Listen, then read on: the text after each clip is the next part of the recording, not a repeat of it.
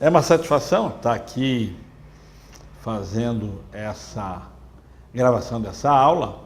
É uma área cooperativa muito ampla, muito grande, e aí eu parabenizo a iniciativa da Unicel em ter fechado esta parceria e levar a efeito, e também saudar aí os acadêmicos que possam, ao final do curso, pelo menos terem um horizonte um pouco mais largo, mais amplo, mais profundo do que é o sistema cooperativo, do que é o movimento cooperativo, do que é o setor cooperativo, principalmente, já que o enfoque deles aqui é de cooperativas de crédito, sendo que no Brasil nós temos 5 grandes sistemas de cooperativas de crédito: o sistema Sicob, o sistema Sicredi, o sistema Unicred, o sistema Cressol e as independentes, que hoje representam no Brasil cerca de 6% do movimento bancário.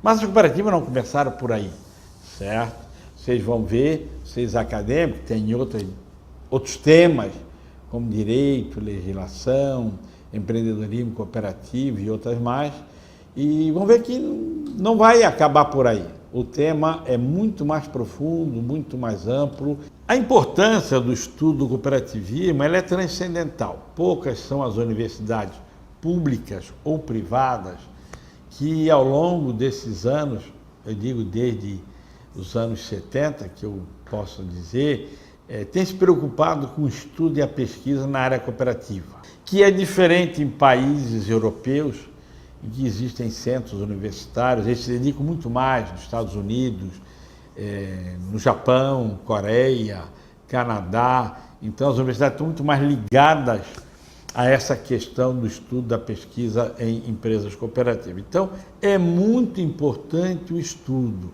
As cooperativas, de modo geral, são responsáveis por cerca de 15% do PIB brasileiro. Há países como a Inglaterra, cerca de 70% da sua população tem um vínculo com uma cooperativa.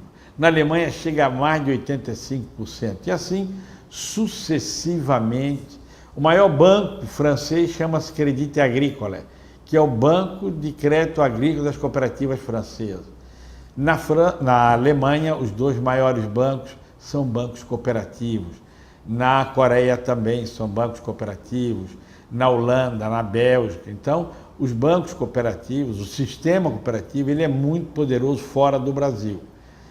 Tivemos problemas no passado e mais recentemente, que eu digo a partir dos anos 80, que a gente tem conseguido que o movimento venha aumentando, principalmente a partir da edição da última Constituição Federal, 1988. É que o movimento cooperativo ganhou uma independência da tutela governamental e aí ele se deslanchou, como a gente diz no nosso jargão, começou a andar com as suas próprias pernas, independente se o governo é de matiz A, B ou C, mais da direita, mais da esquerda, mais central. Ela começa a caminhar e ver o seu próprio, escrever o seu rumo, o seu próprio destino e aonde ela quer chegar, se planejar, preparar o seu pessoal para os novos desafios do atual século XXI. Daqui a 40, 50 anos, onde é que a gente quer estar com essas cooperativas a nível de Brasil? Que importância devemos dar a ela nesse sentido? Então, o cooperativismo, ele nasce, a gente poderia dizer assim, um marco histórico seria a Revolução Industrial, por volta de 1844.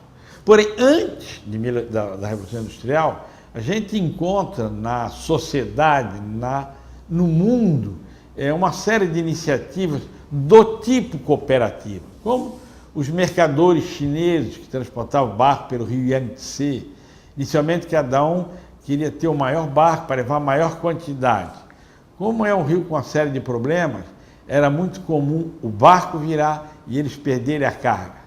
Então eles acabaram se reunindo e fizeram o seguinte: não, cada um vai ter um barco menor, vamos fazer uma caravana e transportando cada vez menos coisas, e aí o prejuízo praticamente sumiu. Nós vamos contar na própria natureza, o reino animal, o reino vegetal, as abelhas, as formigas, que se preparam para o inverno, a produção, os próprios animais, o urso, eles se reúnem. Há animais que não são de vida solitária, eles só vivem em bando, não só para procurar comida, como também para se defender dos seus predadores. Tudo isso são formas de cooperação. A gente pode não ser um cooperativista, nós não vivemos desde novo sem a questão da cooperação. A gente coopera em casa, com a família coopera com a gente coopera ali fora na rua, na sociedade. Alguém que nos peça uma informação, a gente presta informação, isso é cooperação. Claro, a gente vai fazer um churrasco, vai fazer uma festa, vai acampar, a rapaziada que gosta de jogar um futebolzinho um dia da noite ou final de semana, é a mesma coisa. Um arruma o campo, outro arruma a camiseta, ou leva a meia, chuteira, a bola, trata com alguém adversário e vão se divertir. Então, a cooperação, cooperar é antiga, é muito antiga mesmo, certo? E aí vem todos os outros, cooperar, cooperação, cooperativas e cooperativismo.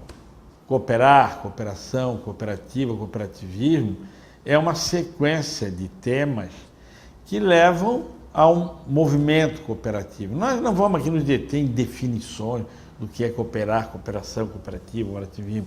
Todas elas, o objetivo é o seguinte: fazer alguma coisa em comum para satisfazer um objetivo que pode ser um objetivo próximo, um objetivo mais longo, e desfrutar equanimemente os resultados dessa questão. Agora, o cooperativismo ele evoluiu ao longo da sociedade, do mundo, desde antes de Cristo, podemos dar a ré que quiser, sempre procurando minimizar, mitigar as questões de pobreza das pessoas, certo? Sempre tendo alguém como um filântropo, muitas vezes, para dar a partida. Em outros cantos, sempre procurando fazer via uma associação de interesses para que a coisa pudesse evoluir, tanto no meio rural quanto no meio urbano, certo? Por quê? Porque a pobreza no mundo é uma questão endêmica. Ela vem muito antes de Cristo.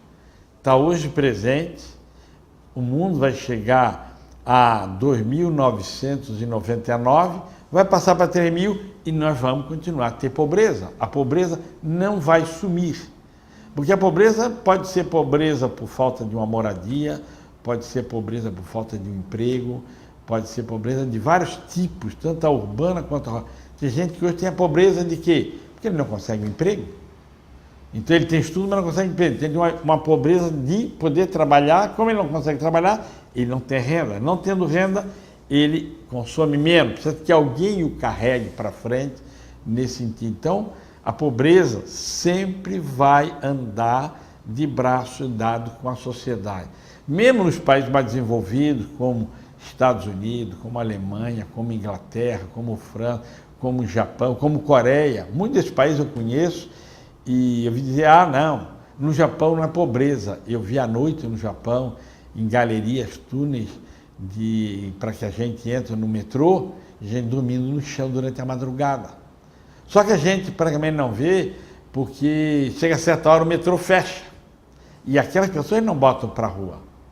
Então as prefeituras trazem uma sopa, um negócio, e eles dormem ali. No dia de manhã, vai tudo embora, se eles disseram alguma coisa, a municipalidade limpa e ninguém vê mais nada. Quer dizer, e as pessoas perambulam, certo? Alguns, como na França, a gente não vê a pobreza, porque Paris é plana. A pobreza está para lá do quartier 18. Então a gente não nota, a gente anda pelo centro, ninguém vai lá na periferia para ver se encontra a pobreza. A gente encontra. Então, a pobreza ela é endêmica no mundo, ela não muda de um canto para o outro. E ao longo disso, uma série de pessoas, com o advento da tecnologia, com o aparecimento via Gutenberg da imprensa, os tipos móveis, porque antes a imprensa era, alguém escrevia um livro e depois eu, para ler aquele livro, eu pedia ao amigo, alguém, e alguém copiava, tinha um copista que fazia cópia. Então saía caro fazer uma cópia. Então, quando Gutenberg lançou os tipos móveis, em toda a Europa não passavam de 100 que era o livro que maior número existia, de 100 exemplares da Bíblia da Igreja Católica. Então, a grande revolução, o grande pontapé foi a revolução da imprensa com Gutenberg. Então, com isso, pôde com que várias pessoas que tinham um nível de estudo um pouco maior pudessem começar a escrever e essas ideias começar a sensibilizar pessoas pela Europa, principalmente, porque é lá que é o berço do cooperativismo, de todos os segmentos, com John Bellis e outros, inicialmente, que propuseram a partir dos anos 1500, 1600, nós vamos encontrar ideias pré-cooperativas no livro A República de Platão. Lá, a sociedade ele propunha uma sociedade igualitária, sem diferença, sem rico, sem pobre, todo mundo tinha casa, todo mundo tinha comida, tinha roupa. Claro que era um estado ideal que ele imaginava. Ele jamais imaginava que aquilo serviria como mote para, posteriormente, pensar ideias daquelas serem embutidas dentro do cooperativismo. Com ele, vieram outros aí, como eu disse, John Bellis, que fez algumas propostas, deixou-nos algumas propostas e que acabaram influenciando o aparecimento da primeira cooperativa organizada, que deu certo, que é a Cooperativa dos Pobres Pioneiros em Rochdale, na Inglaterra, no Beco do Sapo, ainda em funcionamento. Começou como consumo, hoje ela é consumo, crédito, habitação, de um modo geral. Então, John Bellis, ele propôs, à sua época, nos anos já 1600, a criação de colégios industriais coletivos, em que pudesse as pessoas igualitariamente melhorar o seu nível cultural, aprender ofícios, certo? E ele, então, influenciou aqueles primeiros ideólogos, como foi Robert Owen, Charles Fourier, William King, Louis Blanc e outros, que acabaram influenciando outras pessoas. E aí, em 1844, todas essas pessoas acabaram influenciando um grupo de pessoas, 28 pessoas em Londres, ou melhor dizendo, próximo de Londres, que acabaram se contrapondo a algumas questões da Revolução Industrial, propondo uma forma diferente de empresa, uma empresa coletiva e só abria aos sábados para consumo. Então aparece a primeira cooperativa de consumo, que é a Cooperativa dos Pobres Pioneiros de Rochdale. Eram 28 pessoas, uma mulher, 27 homens, partidos políticos diferentes, religião diferente, profissões diferentes. Essa cooperativa ainda está em funcionamento. Foi a primeira que deu certo e funciona até hoje. Antes dela, William King criou cerca de mais ou menos 300 cooperativas de consumo em algumas regiões na Inglaterra, que duraram no máximo 3, 4 anos. Por falta de embasamento, fecharam. Mesma coisa as experiências de Charles Fourier na França, com os falestérios. Ele chegou a botar em funcionamento, alguns até por mais de 30 anos, cerca de 40 experiências. Na França, nos Estados Unidos, no Brasil, no Uruguai, no Chile, no Paraguai, certo? Porém, algumas dessas ideias hoje ainda perduram, como os kibbutz em Israel, os kolkhozes na União Soviética, hoje Rússia, os êxodos no México, que são a essência da reforma agrária mexicana. Então, algumas coisas elas foram modificadas e atualizadas para novos contextos. Então, dizer, não, a cooperativa vender de lá até hoje é igual, não, ela mudou. Então, concomitantes a essas ideias de Fourier, Owen, King, Louis Blanc, Proudhon, na França e na Inglaterra, também dominava um cenário um pouco menor, vamos dizer assim, talvez um degrau mais baixo, a gente encontra a Alemanha e a Bélgica e a Itália. Então, a França se notabilizou por cooperativas de trabalho, a Inglaterra consumo e produção, a França alguma coisa em produção também. A Alemanha, a Bélgica e a Itália saíram pelo caminho das cooperativas de crédito. Quem puxa são os alemães, com Raiffeisen e Schuss-Delitz. Schuss-Delitz nas cooperativas de crédito de caráter urbano, ele era um comerciante, e Raiffeisen nas cooperativas de crédito na área urbana, ele era um militar retirado. Na Itália, Luigi Luzzati, que faz uma cópia dos dois sistemas Raiffeisen e Schuss-Delitz e adapta ao sistema italiano a partir de Milão, e o Ollenborg faz uma cópia também do sistema alemão e leva para a Bélgica e Holanda e implanta nesse métier aí, nesse espaço geográfico do norte da Europa, certo? Da Itália até a parte superior, as cooperativas de crédito. Então, o que influenciou tanto Owen quanto Fourier, que são as duas proeminências principais, Robert Owen na França e Charles Fourier na Inglaterra, Charles Fourier na França, foram as experiências que tinham. Experiências essas que a gente ainda encontra. Se a gente for pelo interior da França, a gente ainda encontra as leitarias comunais. Nós encontramos as fruitières comunais. O que são as leitarias e as fruitières francesas?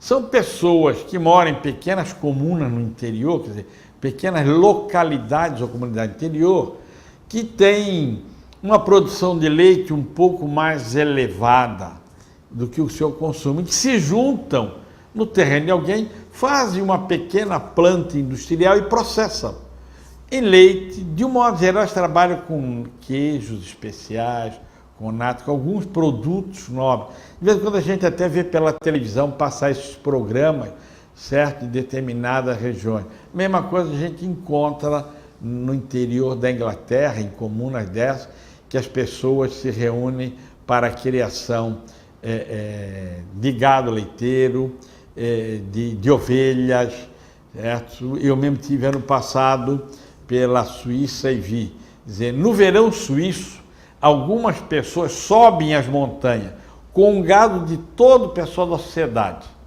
vão para cima. Eles cuidam e têm os chalés no topo do morro. Ordenham o leite, por uma série de sistemas, esses taros descem. Conforme o inverno vai chegando, eles vão descendo e cada um vai pegando de volta a sua vaca. E que ele bota no estábulo que fica embaixo da casa. Porém, aquele que subiu uma montanha, alguém tem que trabalhar para ele. Então, aqueles que ficaram na cidade providenciam lenha para quê? Para que durante o inverno, aquele amigo que subiu a montanha para cuidar da vaca, ele parte da sua lenha, ele cede para ele, para que ele possa ter também. E esse leite, eu vi, pode dizer, na cidade de Kandersteg, quase na fronteira da Itália, ele faz uns 5 anos fizeram uma pequena usina que beneficia o leite, certo? Uma pequena parte é vendida na comunidade, para hotéis, restaurantes e bares. O grosso é transformado em queijos especiais para o mercado internacional, e aquilo que não é consumido in natura é transformado em leite em pó e distribuído, vendido pelo governo, pela própria cooperativa. É uma pequena cooperativa que atende a região de Kandersteg. Isso a gente conta na Alemanha, com os partos em comum, pessoas que têm uma área maior, cedem e as pessoas pagam uma taxa para ter o gado lá. Então, conheço pessoas, tenho um amigo na Alemanha, que mora no centro da cidade, mas ele tem 6, 7, 8 cabeças num pasto comum no interior. Quando é vendido o gado para o abate, é tirado o leite, uma parte fica como pagamento para aquele que empresta o terreno. Então, tudo isso é que influencia esses pensadores que eu há pouco falava, o Robert Owen, o François-Marie Charles Fourier, o William King, o Philippe José Benjamin Boucher, o Jean-José Charles Louis Blanc, certo? E que, inclusive, o seu período de pensamento, seu período de experiência, ele é muito rico de literatura, de experiências na Europa e fora, certo? E ele é também o ponto principal de toda a filosofia educacional que hoje, modernamente, tem o cooperativismo no mundo. Tudo isso evoluiu, andou, apareceram as teorias econômicas, apareceu a economia como ciência, apareceram vários economistas ou pessoas que dedicaram-se ao estudo da economia. A economia não é tão antiga quanto algumas outras profissões, como o direito, a partir dos rábulas, e outras profissões mais, como a medicina, a engenharia, elas são um pouco mais antigas do que a economia. As teorias econômicas, elas aparecem bem mais modernamente, e o cooperativismo acabou pegando um pouco das várias teorias econômicas e, no início do século XIX, alguns economistas propõem a doutrina cooperativa. A doutrina cooperativa, ela se contrapõe, ela é um ponto para o equilíbrio entre a doutrina liberal e a doutrina individual. Então, ela vem tentando fazer esse contraponto entre a doutrina liberal e a doutrina individual. E aí surge, hoje nós temos no mundo uma doutrina cooperativista, em que o Brasil é um dos países expoentes, juntamente com os alemães e franceses, tem colaborado muito a nível mundial para que essa doutrina possa se materializar. E é estudada pelo mundo inteiro. Hoje o principal é o carro de doutrinadores alemães, depois os doutrinadores brasileiros. Com a doutrina cooperativa aparece o sistema cooperativo. Então o sistema cooperativo é um sistema, porque não existe no mundo nenhum sistema puro, nenhum sistema econômico puro. Se nós formos para o sistema econômico, o sistema capitalista, dentro do sistema capitalista a gente encontra o sistema cooperativo. Então eles se abraçam em uma série de pontos. Dentro do sistema socialista a gente encontra o sistema cooperativista. Então o sistema é um sistema dentro do outro. A gente mesmo como pessoa somos um conjunto de sistemas. Nós temos o sistema circulatório, nós temos o sistema nervoso, nós temos o sistema pensante, o cerebral, o sistema locomotor, temos o sistema ósseo. Então, o sistema econômico é um conjunto coerente de estruturas que funcionam e movimentam países, regiões, certo? O sistema econômico é uma espécie de um esboço de um ideal para o meio social. A gente pode, às vezes, não gostar, mas vive ali. Eu mesmo acabei de ver agora, apresentar um trabalho e conheci o sistema político, o sistema econômico vigente em Cuba. Digo para nós brasileiros, muito difícil a gente conviver. Partido único, sindicato único, então é difícil. Ele já vive lá há mais de 50 anos, talvez estejam adaptados àquilo. Então o sistema econômico, ele geralmente apresenta uma ideologia ou algumas ideologias, umas mais preeminentes, outras menos preeminentes. Ela também é uma técnica, um sistema econômico. Ela também representa uma organização econômica típica que determina determinadas características de um país, de uma nação, de uma região, certo? E que levam as pessoas a terem uma série de posturas, uma série de maneiras de ser, de viver de um modo geral. Então, os sistemas econômicos. Dentro dele nós temos o sistema capitalista e o sistema socialista. Um antagônico ao outro. Mas se a gente colocar um ao lado, a gente vai ver que eles têm muitas coisas que são muito parecidas. Tanto dentro do sistema socialista, há coisas do sistema capitalista, e dentro do sistema capitalista há muitas coisas do sistema socialista. O sistema cooperativo é um meio termo, é um contraponto a esses dois. Por isso que ele, tanto no mundo capitalista quanto no mundo socialista, a gente encontra cooperativa. E encontramos sempre cooperativas funcionando. E esse sistema cooperativo, ele acaba trazendo para nós o que isso depois ficou começando a chamar a doutrina cooperativa. Então tem a doutrina para as cooperativas geral, depois subdividiu doutrina para o sistema de crédito, de consumo, agropecuária, trabalho, cada uma vai tendo a sua. Aqui a gente vai falar um pouco mais para o lado das de crédito. A doutrina cooperativa, como eu vinha comentando, ela se originou de uma reação mais do que espontânea, certo? Foi assim, natural.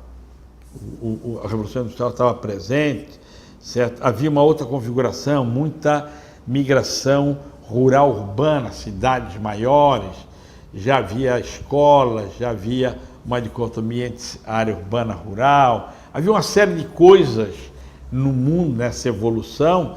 Então a doutrina cooperativa ela se origina como uma reação dentro dessa bola de neve que ia configurando a sociedade, com o objetivo de tentar corrigir, não é de corrigir, de tentar corrigir distorções do sistema capitalista ou socialista, dependendo de onde fosse.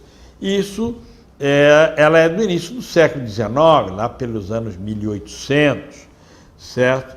E ela se materializa por um conjunto de reações que procuravam ou que tentavam atenuar ou suprimir desequilíbrios em determinadas áreas ou regiões que eram detectadas por esses trabalhadores, pelas pessoas, desequilíbrio de cunho econômico, desequilíbrio de cunho social, desequilíbrios esses que hoje está presente. Não é possível a gente ver, digamos, no nosso próprio país, determinadas categorias de profissionais ganhar 30, 40, 50 mil e o salário mínimo ser muito baixo. Será que necessita ter tanta diferença? Isso é uma questão econômica. Mesma coisa nas questões sociais, certo? Então nós precisamos nos repensar para que isso diminua esses desequilíbrios.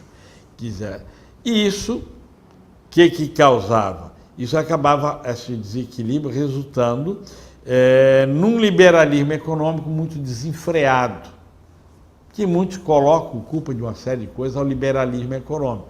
Muitas vezes foram coisas que a gente teve dificuldade lá para trás de negociar, certo? Nesse sentido.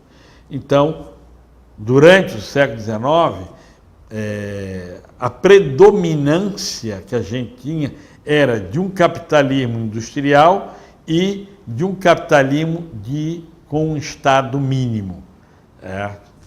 Já no século XX, a gente vai ter ainda um capitalismo industrial, porém com um Estado não mínimo, mas um Estado mais participativo, onde o Estado estava muito mais presente, criando empresas, coisas, do que... muitas vezes desencorajando até a própria iniciativa privada de fazer.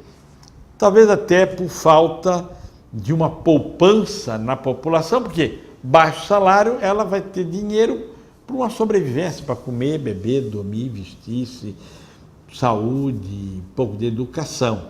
E conforme vai melhorando, ela vai tendo dinheiro, pode fazer uma poupança, ela pode viajar, ela pode melhorar o seu nível econômico, pode melhorar o seu nível social, pode dar-se alguns luxos de se alimentar com algumas outras coisas, fazer algumas outras aventuras que a gente hoje vê na população brasileira.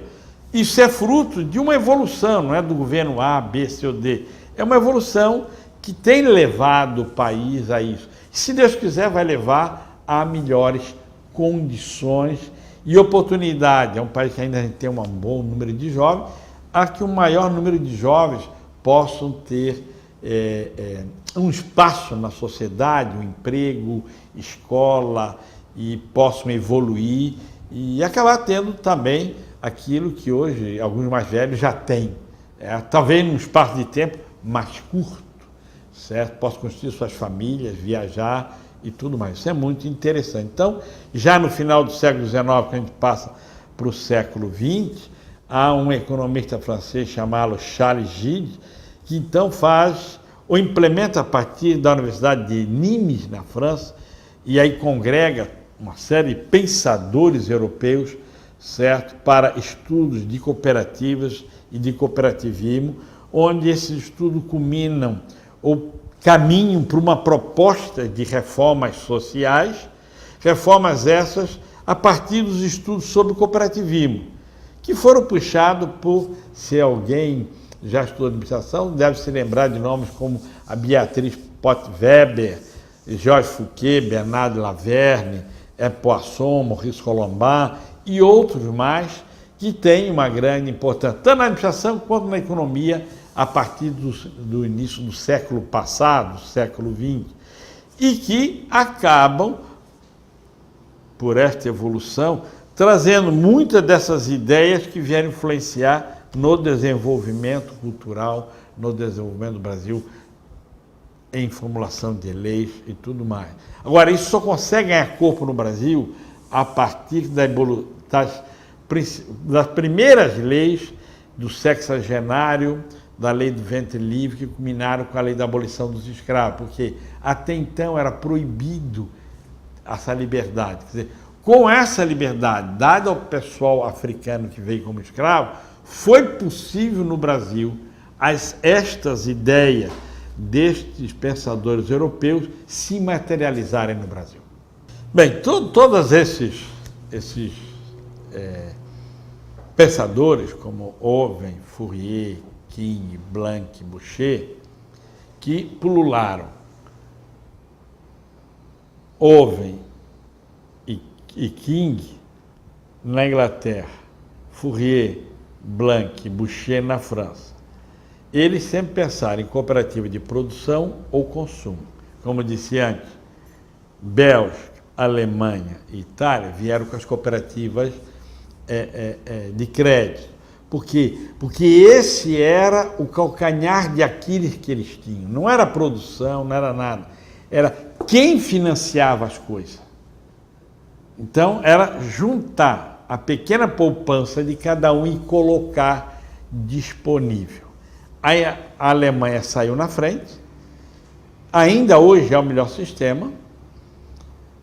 O Ollenborg e outros trazem para o que hoje a gente chama Bélgica e Holanda e Dinamarca, e Louis de Lusac leva as ideias para Milão e dissemina na Itália, o cooperativismo de crédito. Ele é um pouquinho diferente, tanto Bélgica, Holanda e Dinamarca, do que era na Alemanha, e o preconizado por Louis de Lusac na Itália tem diferença do da Alemanha, porque eles precisaram adaptar a realidade econômica e social dos países. Todos os três sistemas estão vigentes, todos os três sistemas ainda têm hoje academias em que a gente pode, tendo nível superior, pleitear fazer um curso de gerente por 2 anos. Eles, inclusive, têm sistemas de bolsa. Essas ideias, como eu disse há pouco, com a abolição dos escravos, Visconde de Cairu e outros que, no final do Império, estavam no governo, e depois, na época da República, haviam viagens para a Europa e voltavam de pessoas da nobreza que seus filhos iam estudar. E tinham lá contato com as pessoas que falavam sobre esse tema. E traziam para cá, mas barravam na legislação. Com a abolição dos escravos e o sumiço de alguns dispositivos legais, foi possível a ideia vir para o Brasil. Então, nós encontramos cooperativas no Brasil, já ainda na época do Império, principalmente cooperativas de consumo, certo? Em São Paulo, Minas e lá em Pernambuco. A primeira cooperativa de crédito que apareceu no Brasil foi trazida para o Brasil por Theodor Amistad, um padre suíço, padre jesuíta suíço, que veio trabalhar no Rio Grande do Sul e montar no seu cavalinho, guiando, fazendo as suas pregações religiosas pelo interior do Rio Grande do Sul, plantou, ele diz, ou criou, como podemos dizer, mais de 30 cooperativas de crédito na colônia, de origem alemã e italiana. Por que era fácil?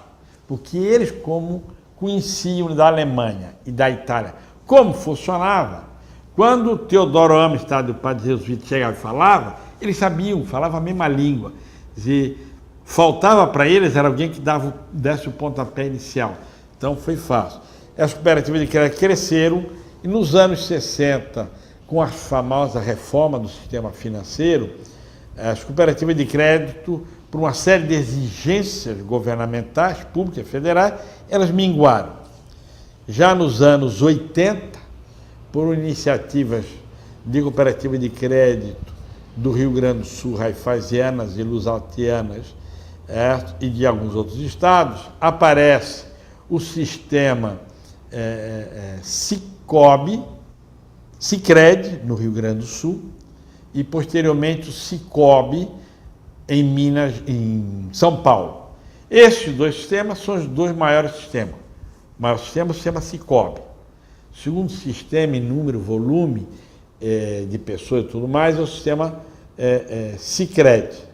Os dois têm no Rio Grande do Sul, Santa Catarina, Paraná e tudo mais. O sistema Sicob está em todo o Brasil. O sistema Sicredi não cobre todo o Brasil. Paralelo a esses dois principais sistemas, nós encontramos o sistema de cooperativa de crédito da Unicred, que são as cooperativas ligadas às Unimed, cooperativa de crédito, médico, dentista, todo esse pessoal do ramo da saúde. O pessoal ligado à área rural de reforma agrária, que não contente com algumas posturas ou princípios que o sistema Sicob ou Sicredi oferece, eles criaram o chamado sistema Cressol.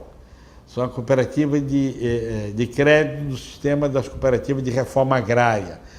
Faz um assentamento, o governo permite que se crie ali uma cooperativa de crédito.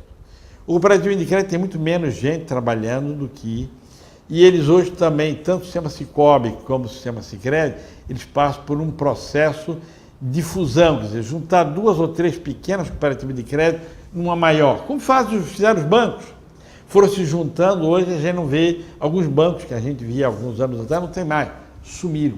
E tem as chamadas cooperativas independentes. Esses são os 5 grandes sistemas, certo? E que tem uma série de pessoas que estão,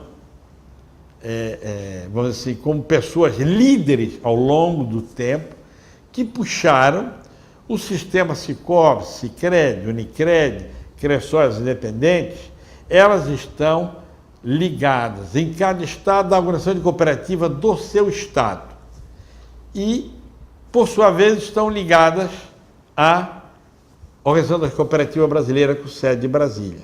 O sistema Sicob, como o sistema Sicredi, Unicred, eles têm uma confederação nacional, que é ligada ao sistema OCB. Então, isso compõe o sistema financeiro, que representa hoje, todo o sistema de cooperativa de crédito, 6% do movimento bancário brasileiro.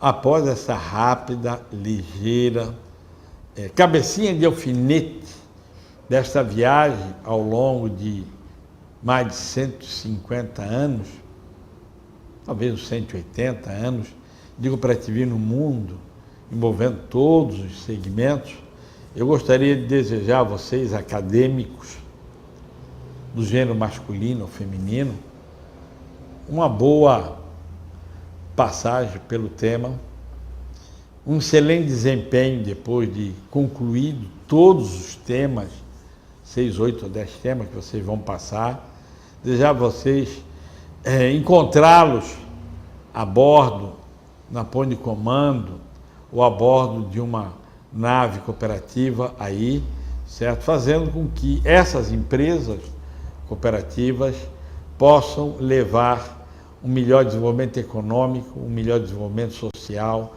uma melhor integração com as comunidades em que vocês vivem e que isso possa desfrutar a vocês